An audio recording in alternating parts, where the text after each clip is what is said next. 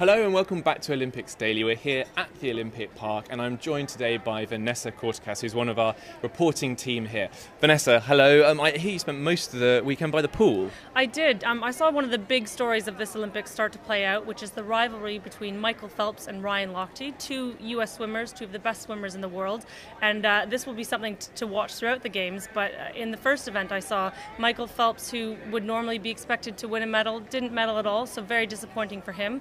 And the other big story from the pool this weekend, of course, was Rebecca Adlington, so one of the Team GB darlings who won the first medal in the pool for Team GB on Sunday night.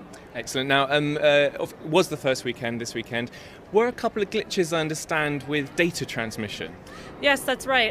The IOC came out yesterday saying that they had some issues. There were some issues on Saturday during the road cycling event, actually transmitting data and for race officials and commentators to know who was where at which times in the race. So this was a problem which they admitted they should have foreseen happening because you have this huge strain on the network, people tweeting during the event, hundreds of thousands of people in London using the network, and this is what we're seeing playing out in the first social media Olympics. Of course. Now, one of the other logistical risks, of course, is transport. That's a big issue for London's infrastructure. Do we think it's going to hold out? Well, so far so good. As you say, this has always been one of the biggest risks for a London Olympics, and over the weekend things were fairly smoothly, but today is really the first big test for transport at this Olympics.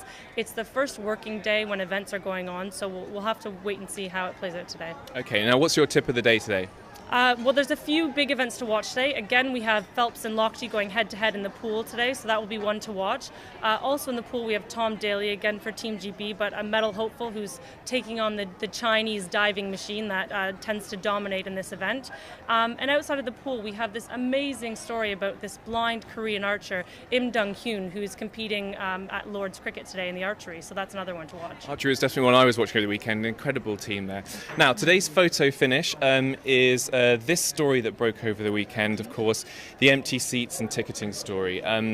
Talk us through that. That's right. I mean, this is something that's really shocked a lot of people. We heard months ago that the Olympic events were sold out for mostly every event, and actually we saw huge blocks of empty seats throughout various things like gymnastics and tennis on the weekend. So Olympic organizers have said that this is actually not a problem of sponsors not showing up, which a lot of people thought it was in the beginning, but these are seats that are accredited areas, so they belong to members of the Olympic family. That includes sports federations, members of the IOC, also media and some athletes. And they said that this is not uncommon for the first few days in the Olympics. What was the reasoning why? Why are they empty? Well, they said it's not uncommon for the first few days for these people who are accredited to actually work out their schedules and to know where they need to be when.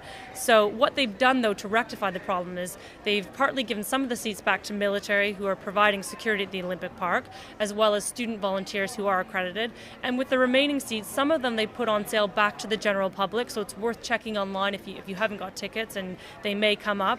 And then they're also selling some of the tickets at Olympic venues, so basketball and handball are good examples of events where there's various games throughout the day and people might go to half of the day's events but not the rest of them. So it's worth keeping an eye out for whether you can get tickets on a sort of day-to-day basis. Okay, so still a chance for those who don't have tickets. Vanessa, thank you very much. We'll be back tomorrow. We'll be talking to Ben Fenton, who's been looking at the international coverage of the Games.